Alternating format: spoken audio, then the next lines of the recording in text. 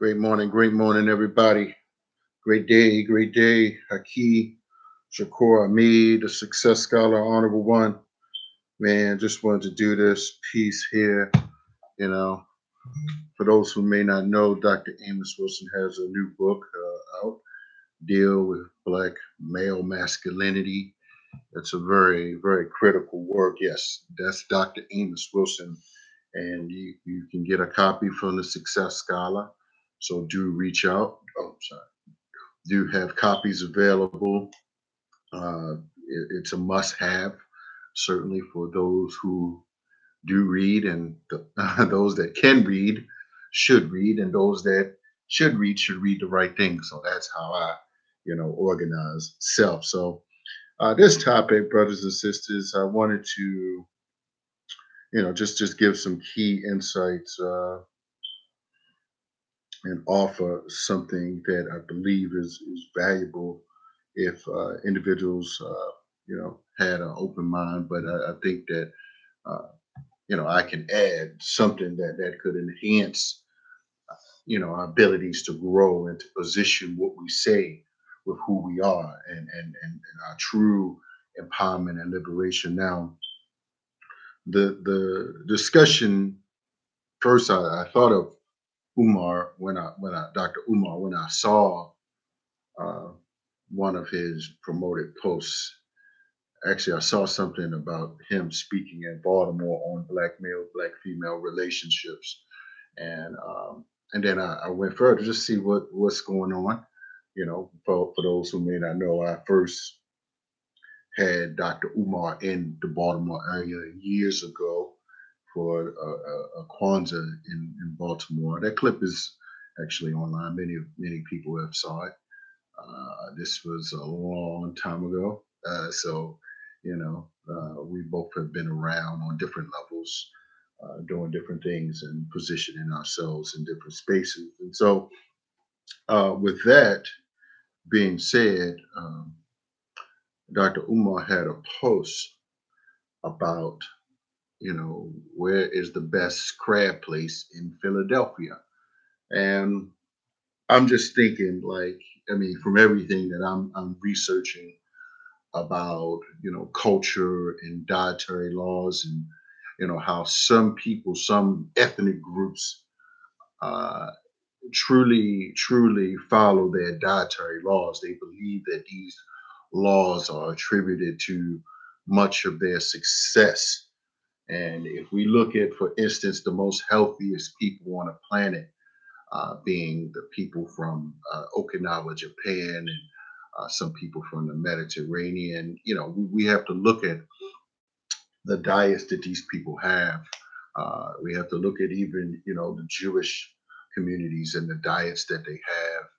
And so I just wondered, like, how or why would you promote, and, even if it's for yourself, I just feel that, we cannot promote that that's how we eat and that's our lifestyle, or even if it's black owned crab place. Now, and the reason that I had to bring this up, in the context of Dr. Amos Wilson, and we have to study different movements. I mean, and we consider Garvey as the, epitome of black empowerment, of black nationalism, if you will, and many uh, would say that Elijah Muhammad and the teachings of Elijah Muhammad. Well, if you or we read, the blueprint to Black Power, as I have, I've read it 3 times totally, and so I do believe that I've got a good grasp of that analysis. But I'll say in one of Dr. Amos Wilson's speech, he said that Elijah Muhammad was the greatest black psychologist ever. He used the term ever. And why would he say that? And he spoke about the abilities to transform a human being up and bring an individual up from prison, and up from the depths of hell through diet, through you know working and discipline and knowledge of self, right? So I'm just like, so if Dr. Amos Wilson, said that Elijah Muhammad was the best, black psychologist, it would be um, an imperative, if you will, to study and take some of the key principles that the nation has established, and to kind of I'd say, speak the facts and the history and the numbers without the overall theories and folklore and fabrications, fables, if you will. Uh, so I believe that sincerely, those things that are not an imperative for us to be aware of about the teachings of the Nation of Islam, those need to be minimized. And I do believe that we can move to a more progressive uh, imperatives for our core people to hear. Because right now, I'm just thinking, if, for instance, if 100 people heard that, oh, we gonna have a crab day. Now here's the thing, and this is what, why I'm bringing this up, and not to try to be hateful or angry, but you're talking about building a school, right? And some years ago you spoke at Ujama, which is the Independent African Center School in Washington, D.C. Now, I'm just wondering, like, did you just start this diet, this crabs diet, and showed a picture of the little dirty, filthy crab too. That's the thing. Not just he showed a picture of it, like, yeah, I love it, and it just made me think about, well, the nation certainly, they don't people, for those who may not know, crabs are considered the pig of the sea. They eat any and everything off the bottoms of the sea.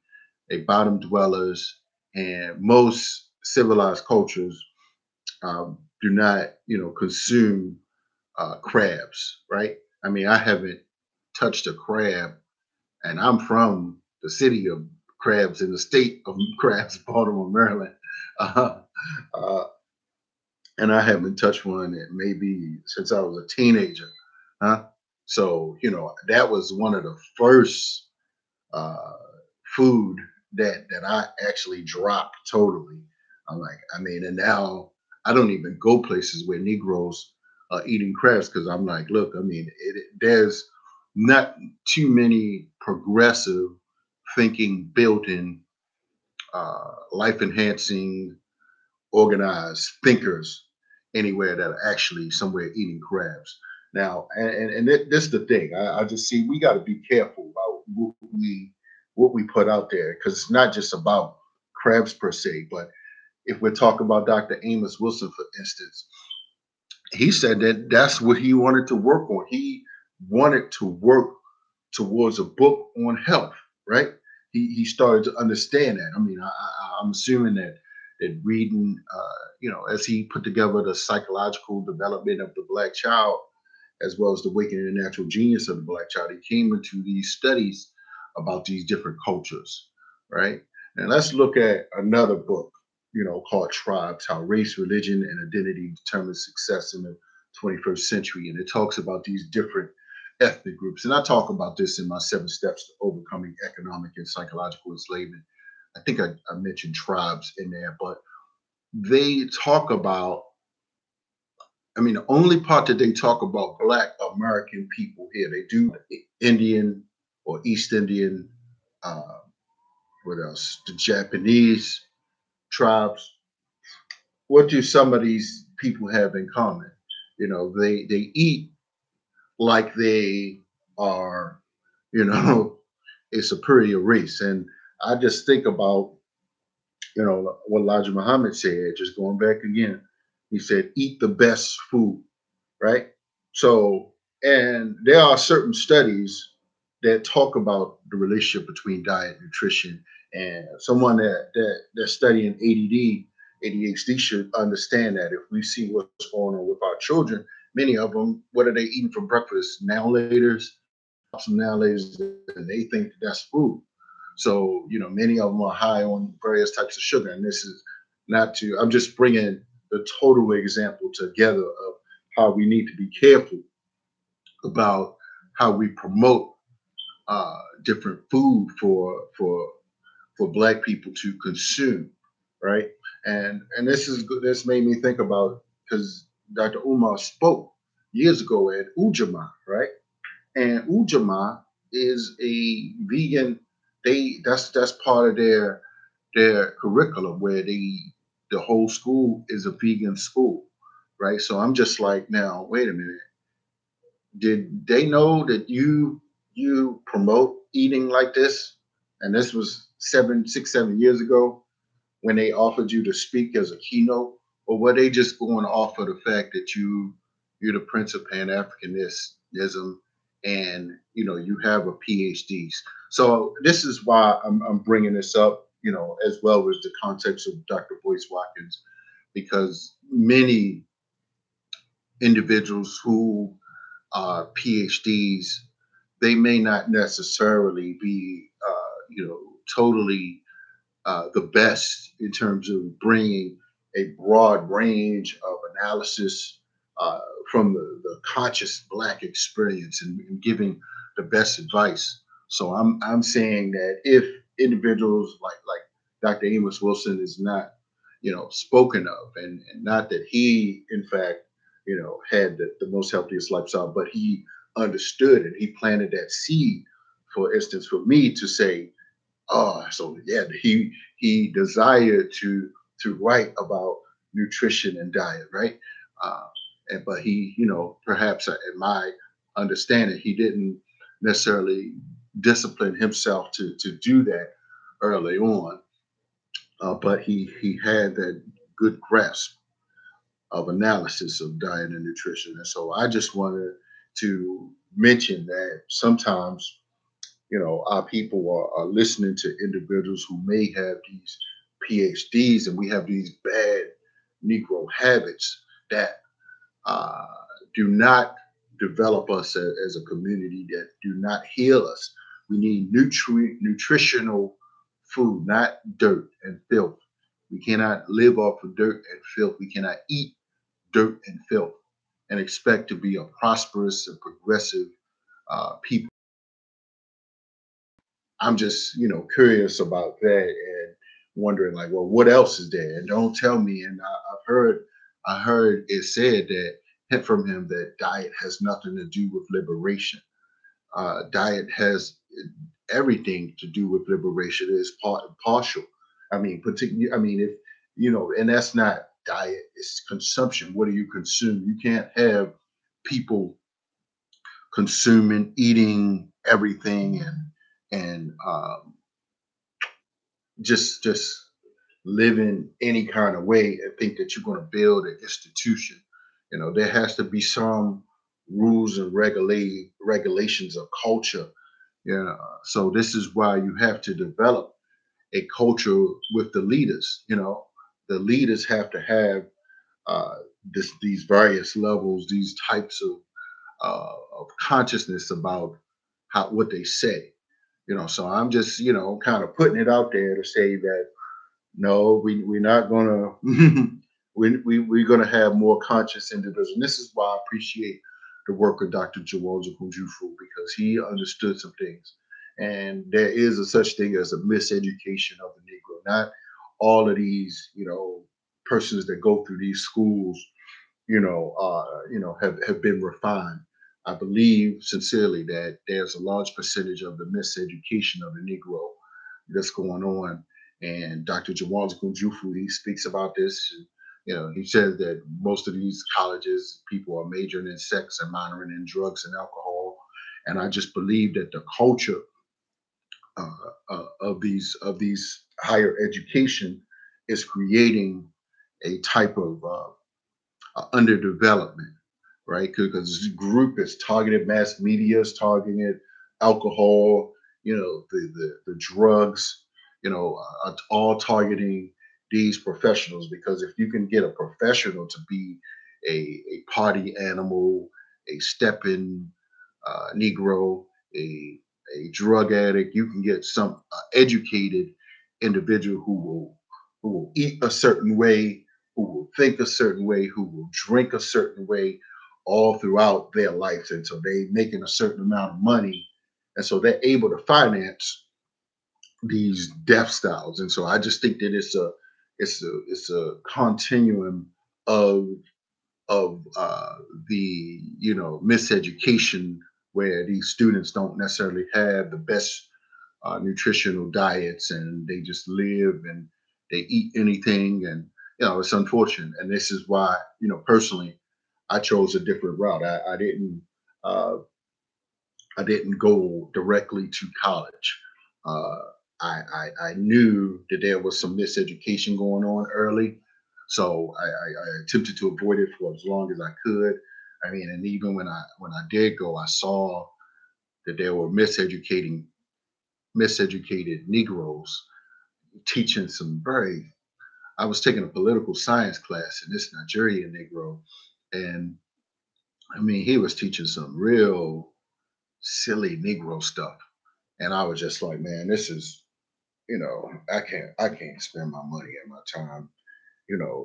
So I need to certainly study entrepreneurship. I need to understand what I need to know, and to to position myself for greater prosperity and progress without, just going through some certification program to dumb myself down, and spend money on books that I really don't need, just to say I'm learning something. So that's what a lot of people are doing. And so I'm just curious in terms of what actually, are these schools learning, and many of them are brought and paid for by these fast food restaurants that are generally close by.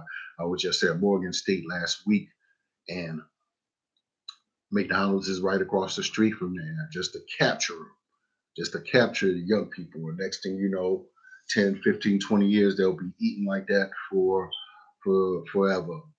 And so, and I'll close with this. Actually, I was at Morgan State, and Les Brown, he actually he did a presentation. For those who may not know, I'm in a book with Les, and Les Brown, for those who may not know, travels all over the world speaking. And I'm in a book with him and Dr. George C. Frazier. Now, he mentioned who was the greatest leader of all time. People were saying different things. Dr. Martin Luther King, different people, and Les Brown said Elijah Muhammad, the Honorable Elijah Muhammad, and many people. It went over some people's head. This was mostly, church-based group, and they may be thinking more Islam versus Christianity in a sense. And I'm sure many churches have done similar types of work, uh, but the teaching the history about our oppression, and how oppressive forces, and even, yes, religion has caused us to feel inferior, and to demonstrate certain types of self-destructive behaviors. And so Les Brown was on point with that. So you have both a top international motivational speaker, as well as Dr. Amos Wilson, looking and saying that the Nation of Islam, had a particular example of transformation. But I would like to say that, as some members say, without, for instance, um, if there wasn't a Elijah Muhammad, there would be no Malcolm. But what I would like to say is, without Malcolm X, there would be no Nation of Islam. Because again, and this is where sometimes uh, people wish to diminish and give all attributes, but people work as a team, as a collective on some things, and some people want to take credit. But Malcolm, and I'm sure that many of them factually, the current and previous, attribute the ascension and expansion of the nation to Malcolm X, because he created the newspaper, right? He was on the radio. He did some large scale, massive outreach, right? So we have to appreciate those things. And I didn't, I didn't want to personalize this too much, but and not that I'm somebody that's pushing the NOI. I'm just saying that we need to implement that. And this is what, for instance, Dr. Boyce Watkins, when he was in DC last week, and we were cordial, and I gave him a copy of my this book, Black Future. I'm sorry, um, Black. Wait a minute, Fortune, Black Fortune, Black eight black millionaires, no, six black millionaires from slavery, right? So six black millionaires that came up from slavery. Um, and I gave him a copy of that book, but I wanted to mention, in the steps that, I mean, we just can't teach people from a European economic theory. But if, for instance, individuals need these economic books. Of course, there's Kiyosaki, Robert Kiyosaki, the Dave Ramsey's, and Tony Robbins. He did a financial book that I believe between the Kiyosaki's and the one or two Dave Ramsey's book and the Tony Robbins piece, you can get a good gist. And then there's this one that I believe is valuable is Wealth Without Risk.